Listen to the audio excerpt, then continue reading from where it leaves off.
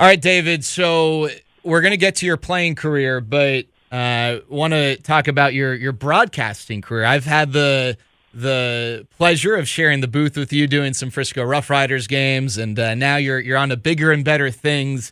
And I think Rangers fans are fortunate that you are not only involved in the studio stuff, the pre and the post game shows on the TV side, but also getting to do game broadcasts. And I'm always curious when a player makes that transition, what the experience is like. But first of all, I guess let's get to the origin of this.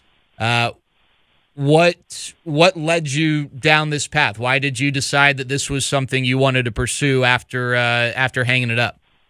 Well, the funny thing is that I never really envisioned doing something like this. I remember throughout my playing career, people would ask me, "What are you going to do when you're done playing?" And I think in the midst of your career, you're having so much fun, and it's almost like it's never going to end. And so you might throw out some ideas, but at the same time, you're just having so much fun, so it's just not realistic. And then, boom, it happens a lot faster than you think.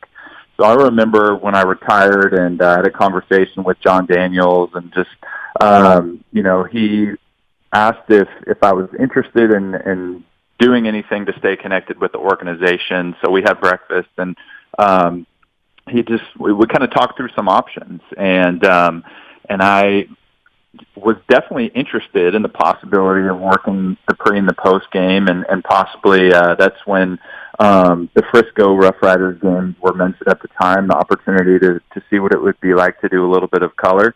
And so I just kind of, I think the first season I did 5 games with you for Frisco, and then with the Rangers pre and post game stuff, I did 26, and then just kind of slowly worked my way up. I think I did like 37 games the second year, and then all the way up to, I think, a combination of 65 games last year. And I think before all of this, the virus stuff hit, I was supposed to do around 80 games or so. So it's been kind of a gradual way to I feel like the Fox has done a great job of kind of working, just slowly increasing me, and I've really enjoyed it. I think any player would love to, in some way, shape, or form, still be involved in the game of baseball. I don't know if anything's ever going to compare to the playing days, but to still be connected to Major League Baseball, and especially for me, the teams where the team where I spent my best years, that's home for me, and is closest to my heart. It's an honor to still be connected there. All right, I'm always interested when a player watches the game from not just the view of a broadcaster, but just maybe with the mentality of a broadcaster. You're now not in the trenches with your teammates fighting for, every pitch and supporting your guys, but you're now forced to look at the game and watch the game as an analyst, and not that you're all of a sudden going to be negative or super positive, but you force yourself to assess the game. When you started doing that, especially last year on the big league side, what were some of the things that stood out to you about watching the game from a broadcaster's viewpoint, seeing the game, on a different level, but also from an analyst's mentality? I think the hard part from an analyst mentality is just, I think a lot of some guys are naturally blessed with it. You look at like Dave Raymond or most play-by-play guys anyway, and that's, they're living their dream job. They probably maybe would have liked to have been a player at some point, and that didn't pan out, and so they looked for a different avenue. But their ability to get excited, and just the way that they make the fans excited. And so I think that's kind of a challenge for somebody like me, even though I might experience the excitement more on an internal side, or, I always talk about myself to my friends or other people as just a baseball nerd. I love the game and I love breaking it down. But when it comes to talking about it, a lot of times that excitement doesn't necessarily come out in my voice. I feel like my voice is a little bit more monotone, and so just your delivery of your facts is one thing, but also just kind of maybe staying up to date. I feel like I would identify myself as more of a traditionalist in terms of baseball, but you also have to stay up with the modern trends. Baseball has gone more to the analytics side, and so maybe to try to inundate myself and catch up on the numbers game and what those things mean and how to deliver that information to the fans. So those have been some challenges, but it's really been enjoyable because basically, I just get up there and I talk about the game. I just kind of unpack it for the fan as it happens, and hopefully my love for the game and maybe a little bit of knowledge comes out just in talking through it while the game unfolds. All right, David, I want to get to your playing career, and I guess one of my transitions would be in getting to know you. I learned very quickly in sharing some time in the booth that you have this impeccable memory. I could ask you about Steve Jones from third grade, and you'd tell me that you went 3 for 4 against him, on that field behind the middle school on Saturday afternoon, and then that next Sunday you ended up going 4 for 4. Like it's incredible what you're able to remember, and I'm wondering how much of an advantage was that ever for you as a player? Did your ability to really remember matchups and at bats and maybe your history ever come into play and serve as an advantage for you? Maybe it saved me a little bit of time here and there because I wasn't a big video guy. And I think by choice, or it never really clicked with you to watch the video? Just nothing could replace actually standing in the box against the pitcher. And you can watch video all you want. You can be prepared, but I was also not a guy who, I don't feel like I had much success when I went up there and I sat on pitches. I was a guy that I looked for a fastball pretty much there were times, especially against lefties, where I would sit on a breaking ball or something like that in a certain count. Or maybe, John Lackey, for example. John Lackey, especially early in his career, he was known for being a big curveball guy. And, the average pitcher would, they like to get ahead of you, and then they'll throw the curveball to bury it or to put you away for their strikeout pitch. John Lackey would throw it any pitch, any count, really type of thing. So I could get 2-0.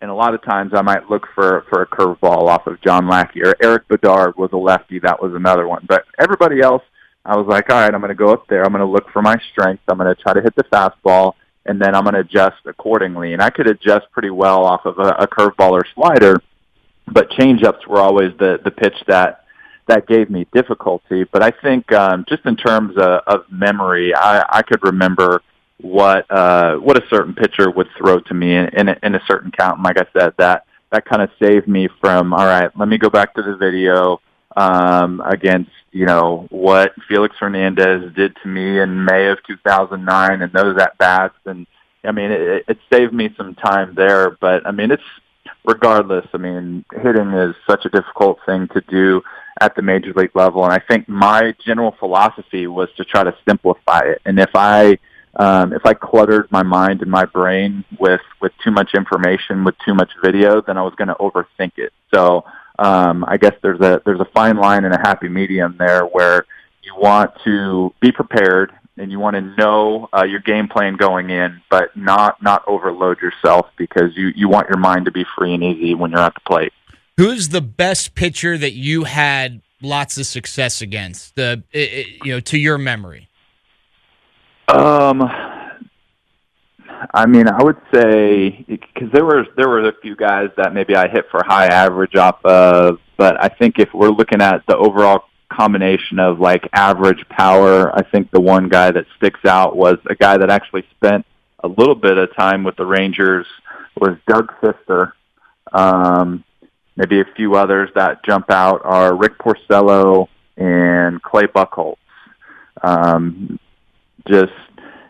don't know why exactly that. I think for Fister and Porcello, it's more just because of I liked hitting off of pitchers that threw sinkers, and just with the type of left-handed swing that I had, I feel like those types of pitches kind of they benefited me in the way that their movement kind of went right into my barrel, and I think every hitter and every pitcher has those type of matchups that benefit them, and for some reason, and maybe, I think in Pfister's case, if you look back at some of the at-bats, I think maybe just poor pitch calling, because a lot of times I would love Bartolo Colon. You would always get to 2 strikes with him, and he'd try to throw that ride back fastball, and that was his bread and butter, but that was also my bread and butter, looking for that fastball in. So I didn't understand necessarily why pitchers would try to go in early in my career. I feel like it became more of a weakness later in my career, maybe when my bat slowed down. But that's something that I didn't necessarily have to look for. If they threw that, I could just drop my hands on it, just as long as my timing was right and things just worked themselves out. So I think maybe every now and then that they did me favors by throwing the wrong pitches in the wrong counts as well. All right, David, I want to go back to when you were acquired by the Rangers. So you grew up in Texas. You went to Baylor. This was not a foreign territory for you, but you were a part of the Red Sox organization, and the Rangers made a trade. They made a series of trades, really, in the years leading up to 2010 to bolster the organization. You were probably near the beginning of those trades. The Rangers got you at the trade deadline in 2007. First of all, Eric Gagne was traded to Boston. I mean, this was a guy who at one point was the best closer in baseball, and you got traded for him. But what do you remember about getting traded to the Rangers, leaving the Red Sox organization, going to Texas, and everything that comes with getting traded? Because I know it's so much more than just, hey, now you got to wear a different uniform and you're going to be playing at a different ballpark for your home games. I know it's a lot more than that, especially when you come up with an organization. So what do you remember about the 24, 48 hours when that all took place? Well, first of all, if you rewind it back a few years, I think as you enter professional baseball, you're obviously gung-ho about the opportunity, and I realized what an opportunity I had with the Red Sox, but at the same time, it took me a little bit longer to figure things out than the Red Sox wanted me to. Did not live up to expectations my first few years in the minor leagues. But I also realized that, hey, they have Manny Ramirez in left field. They had, guys like Coco Crisp, Trotniks, and they signed J.D. Drew to a big contract before 2007. So I think I kind of realized quickly that maybe I'm not going to be a part of their future. It might be best for me because it's hard to break into a veteran big spending organization like this if you're not putting up monster numbers as a minor leaguer. So I think I quickly realized maybe in 2005 that it might be in my best interest to get traded. So I was kind of hoping to get traded. And so when the deadline rolled around in 2007, we're in Columbus, Ohio on a road trip, and there was no 24-hour baseball, MLB network, or anything like that at the time. So I think ESPN had maybe a 30-minute or hour-long special that led up to the deadline. And Peter Gammons was talking. I had just laid down for a nap, just was kind of closing my eyes. Didn't have a whole lot of expectations, maybe was hopeful. And then my name was mentioned, and so I shot up right away, and just kind of from there on had a sense of adrenaline flow, went to the ballpark, just by the way that the coaching staff was acting. I knew that something was up, and sure enough, found out a few hours later that it was a done deal and that I was headed to Texas. And I actually had a dream the previous off season that I was going to be headed to Texas. My wife, who is originally from Dallas, I'm originally from Houston. We had been married about 2 years. She was pregnant, set to give birth to our first child, and which actually happened 3 days after I got traded. So that kind of all plays into the story and just made it kind of a chaotic week to 10 days. But man, what good timing! You know, we're starting a family. We had decided, you know, the previous off season, knowing that our family we're going to start having kids. That all right, we need to pick. Are we going to live in Houston? Are we going to live in Dallas? We picked Dallas. I get traded to the Rangers. Great opportunity. I mean, everything really fell into place, and it was a huge blessing. And just like I said, it was a week to 10-day period between getting traded, becoming a dad, and then getting called up to the Rangers after, you know, I flew across country, spent a few days with Oklahoma City, who was the AAA team for the Rangers at the time, and then eventually getting called up and getting that opportunity that I had wanted forever to get to the big leagues and stay with the big league, stay with the big league team. What a whirlwind it was.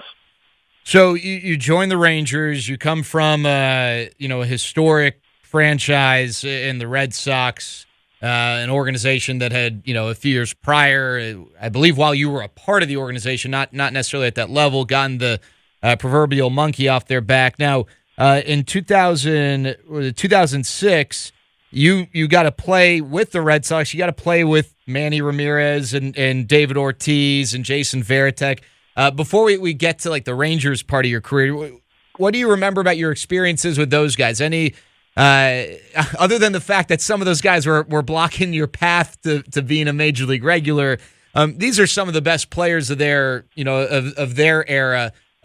What do you recall about playing with those guys? I remember knowing. I mean, even though as a young player you don't quite understand the magnitude of everything, I still could look around the league and realize that, hey, this is a unique experience, getting to come up with these guys and rub shoulders with them. You know, I remember just David Ortiz is basically what you see is what you get. The way that he is on TV, very outspoken. I think Peter Gaiman's mentioned one time that he talks to everybody. He's friendly, and that's so true. You know, he will give encouraging words plenty to the minor league guys, and I never forgot some of those things that he would say after maybe watching a round of BP or talking about my swing. Manny Ramirez was a guy that, man, I loved to watch hit. I think everybody did. He was goofy, but I think that the funny thing about him is he was such a hard worker. He came across as a clown and a little bit goofy, but he showed up to the park early. He worked hard in the weight room. He did all of these hitting drills before games to train his eyes. So that wasn't necessarily a what you see is what you get type of situation. Jason Varitek was known for just being so hard-nosed. I remember the last day of the season in 2006, it ended up being suspended after 5 or 6 innings, and everybody was just so excited the Red Sox weren't in the race that year, and everybody's just ready to get out of there. And so I kind of go around the clubhouse to everybody and shake everybody's hands, and probably knowing that I'm going back to AAA if I'm still with the Red Sox at the beginning of 2007. And I remember Jason Varitek just looking at me, and he hadn't had his best season that year, but he looked me dead in the eye. And he was like, come ready next year. And so everybody's all excited to go, and he still has that hard-nosed mentality. And I think that's why he could very well be a big league manager. And you know, he gives plenty of insight to the major league club with the Red Sox these days, because he's just very well respected for his mindset and his attitude. I remember my first day in the big leagues, Kurt Schilling pokes me in the ribs while I'm at the computer putting in my ticket request to tell me congratulations. So just a lot of experiences that I'm like, man, these are experiences that most major league players don't get when they first get called up to the major leagues. All right, so you go to the Rangers, and you were, I guess there are a couple ends of the spectrum here. On one end, you've got guys like Michael Young who were with the organization long before this whole movement towards what ultimately became 2010 and the success of that part of the decade really developed. Then in 2007, right, was the Mark Teixeira trade, and that was a big step for the organization. You were kind of a part of that period of time where you had a few years of runway before 2010, and then I guess on the total opposite end of the spectrum is Cliff Lee, who joined in the middle of 2010 as this thing was starting to take form. So you had some time with the organization leading up to 2010. What do you recall about what it was like to be a part of the organization in those years? Did you guys know?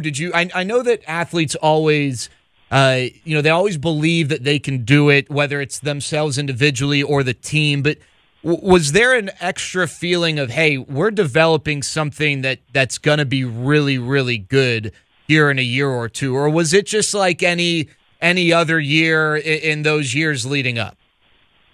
I think we knew that we had some pieces, and kind of comparing it to, as we just talked about, the Red Sox experience, I think we had some solid offensive pieces in place. I know that the pitching wasn't necessarily where we wanted it to be, and, there were some talk about guys like Matt Harrison and Derek Holland that were young guys in the organization. Holland was obviously drafted by the Rangers and homegrown, and Harrison was part of that to share a trade. So just little pieces like here, and Scott Feldman was a guy that had come along. He was a reliever.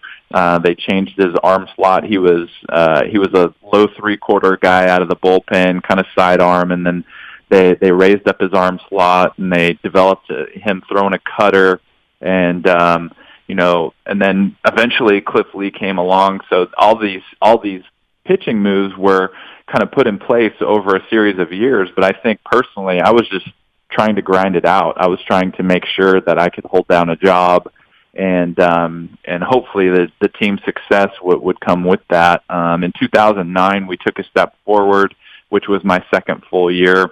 And, as you mentioned, the Youngs and the Kinslers were there. Marlon Byrd had a good year in 2009. Hank Blaylock was still there after having some really good years, around the mid-2000s.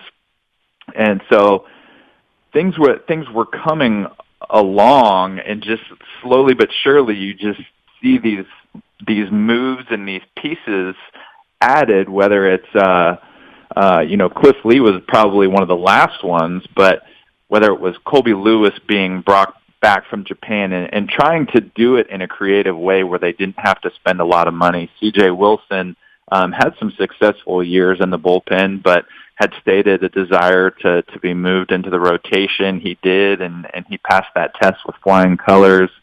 Vladimir Guerrero was a huge sign in 2010, and I think that's when we started to realize this could be something, because I remember the trade deadline in 2009. We were really hoping, and I think that's what you mentioned. As players, you always think you can get the job done. And I remember Roy Halladay was on the trading block around the deadline in 2009, and we didn't end up getting him, and that was a little bit of a letdown. But I think in hindsight, you realize that you really want to strike at the right time. You don't want to give away your prospects and make a move for that guy like a Halladay or eventually getting Cliff Lee. You want to make sure that it's at the right time. And I think 2009 was just a little premature for us. 2010 was the perfect opportunity to trade a guy like Justin Smoke and Blake Bevan to land Cliff Lee. All right, Murph, and I think people can tell just your recall of this sort of thing. I think you got two types of players, and this is an overgeneralization, but you got guys who they show up to the park, they take care of business, they go home, and they don't. It's not that they don't know what's going on around baseball, but they're not. And also not to suggest they don't love baseball, but they're not, while they're playing, as much of a baseball fan as others. And then there are guys like yourself who I think really, while you were playing, and correct me if I'm wrong, but you knew what was going on around the league. You enjoyed following what was going on around the league, knowing the different players and maybe this guy's having a great season or that guy is doing this or that. Who were some of the guys that you really enjoyed, if you were ever able to separate yourself while you were playing and become a fan, even if just for moments? Who were the guys you most enjoyed watching play from up close?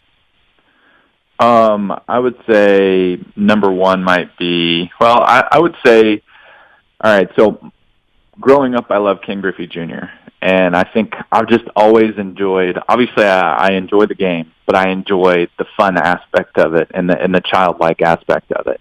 And I think one of the reasons why I love Ken Griffey Jr. so much growing up is because not only was he supremely talented, but just the smile and the backwards hat taking BP or in the home run derby, and just, his nickname was the kid. And so he played baseball like he was a kid. And I think I always enjoyed guys like that. And some of the guys that stick out the most to me that played baseball like they were little kids were Adrian Beltre, Nelson Cruz, Vladimir Guerrero, and then you have your Youngs and your Kinslers as well. Josh Hamilton in his heyday, just running into walls and diving for everything.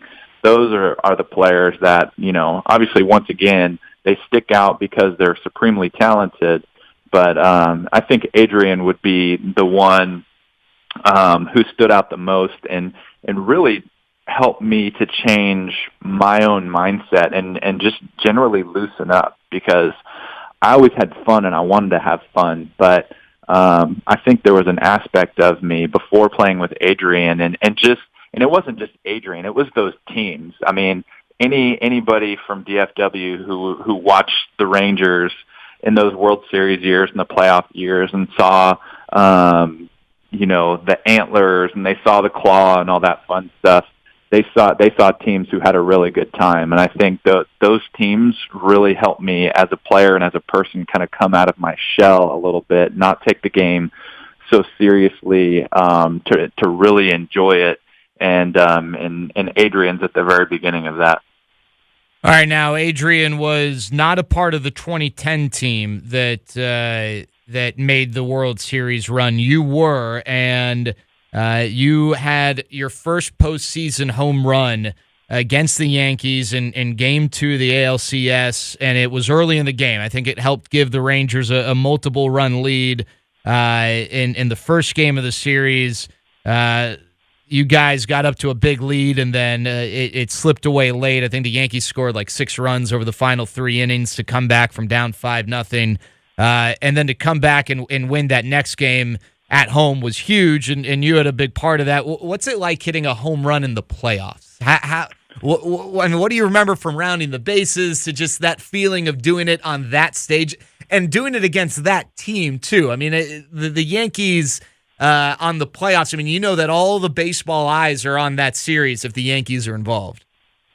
I remember being thankful just because it was like the 5th to last game of the regular season that I actually got hurt. I tweaked my groin a little bit, and so I missed the last 5 games of the regular season. I was at the point where I would have played against righties or started against every righty in the postseason, and actually did not start Game 2 of the division series against James Shields because they were still kind of trying to make sure I was 100%. So just very fortunate how quickly I got back to full health. And I just remember feeling good about that game. I remember it being a day game, and that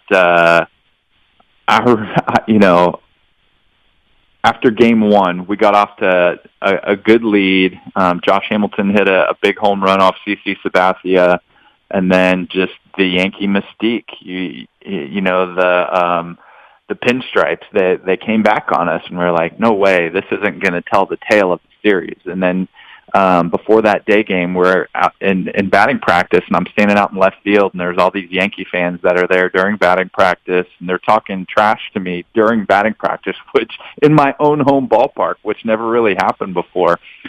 So I just remember I didn't really talk back, but I had a confident feeling like, all right, just wait and see what happens today.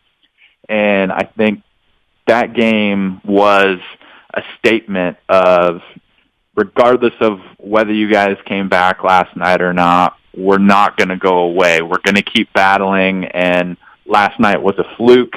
We'll give it to you, but you're going to get our best for the rest of the series. And man, we played really good baseball. I remember just going into the postseason thinking how the Yankees and the Rays being in the World Series a few years before, how maybe they had an advantage on us because we were young and we were inexperienced in the postseason. But talk about a group of guys who just took it and ran with it, and they didn't care about what type of stage they were on or whatever. We were ready for whatever challenge, whatever pitcher, whatever hurdle was in front of us.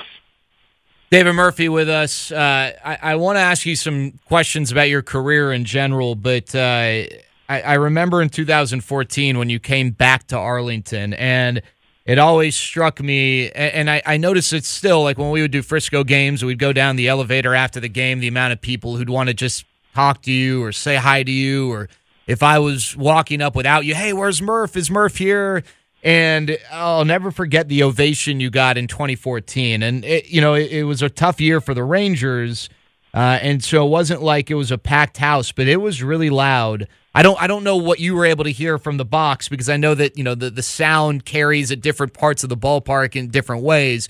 But I remember being at press level, and I had left the press box because I wanted to be outside to hear. I knew you were going to get recognition, but the ovation you got from the fans to me was really cool. And I'm sure it was bittersweet to go back to Arlington on the other side, being an Indian. But what was that like to receive the love that you received from the fans when you did come back for that first time in 2014? That was really special. I tried to, in the grand scheme of things, look in the mirror appropriately. And, what I tell people, now that it's all said and done, I tell them that I feel like I was pretty much an average player. I had, 2 years that were maybe a little above average in 2010 and 2012, but for the most part, I was an average player. And I feel like the fans, I don't know if it was because, I went to Baylor and I'm a Texas boy and they knew that, but I feel like they treated me like I was an all-star and like I was that caliber of player when I never really was. So it's just amazing how especially in a team sport like baseball, if you are recognized as part of the greatest teams in franchise history, then maybe it's going to make you look better as an individual. And so, I have a lot of credit to give to my teammates just for the way that the fans treat me. And so, but the funny thing that I remember about that moment is I remember being awkward. Because I think, I remember thinking that I was getting the type of ovation that you describe, but I was never the type of player to think I'm going to get this type of moment, so I'm going to take a step back and I'm going to, take off my helmet and wave to the crowd in the middle of a game.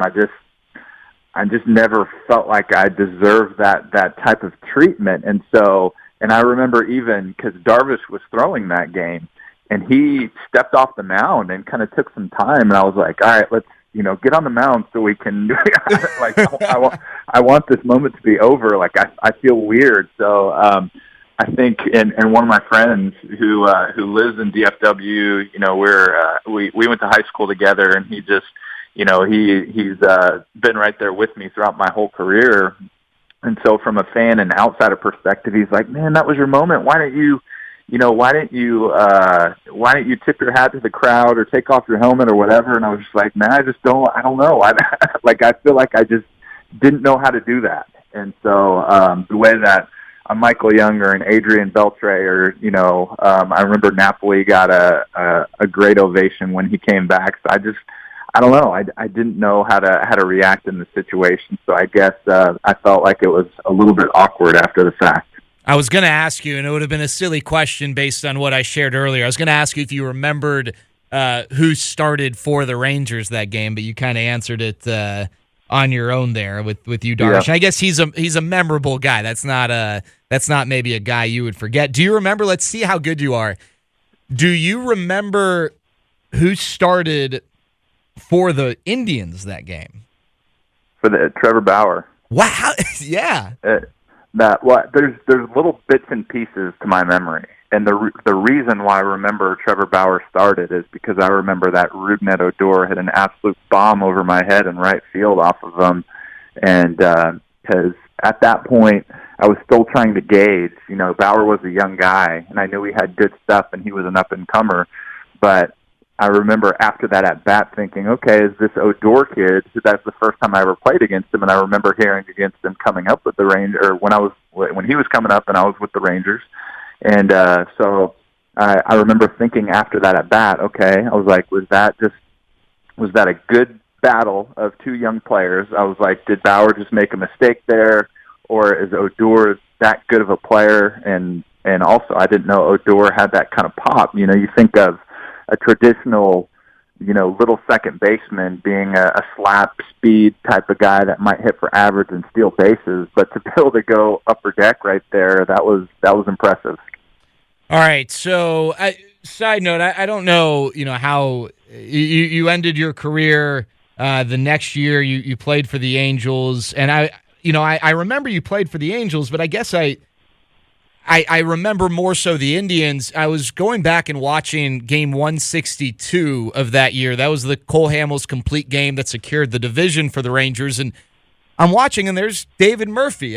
What was it like being not just on the other side, but on the other side in such a big game for the Rangers? And what do you remember? Because you guys had a chance to make the playoffs. Like, that was going to be kind of a backdoor into the playoffs. You guys had this massive comeback the day before, late in the game. And then game 162 is Hamels versus Garrett Richards.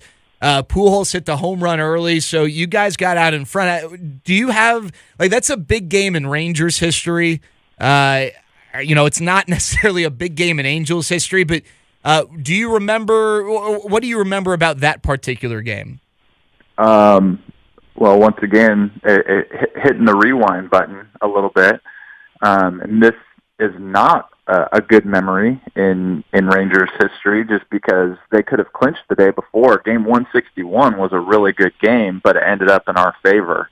I remember Colby Lewis started for the Rangers, and Sean Tollefson was in the game with maybe a 3 or 4 run lead. And I don't remember exactly how it went, but in the ninth inning, we ended up basically, I don't know if we took it to extra innings or if we won in the ninth, but it was a great comeback by the Angels to force, game 162 being meaningful. And, I remember when I got traded from the Indians to the Angels were probably, 5 to 10 games below 500.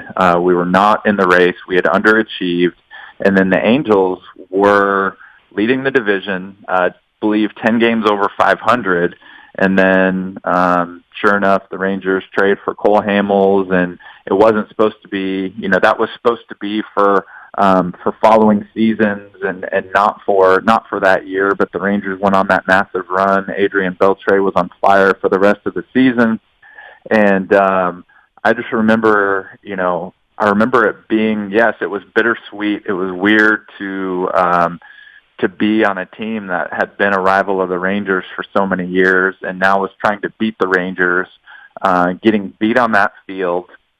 And also just thinking, expecting, I believe it was October 4th, 2015, and expecting that to not be my last major league game. I had a decent year that year, and I was expecting to get a major league job in 2016, and that didn't happen. I ended up retiring after going to spring training for a little bit, and so it didn't happen. And then thinking back on it, how, Storybook, as I mentioned, that was the ballpark where I had my best memories, and the team, the Rangers were the closest to my heart. And sure enough, I was able to spend my last major league innings on that field, even if it was not as a member of the Rangers.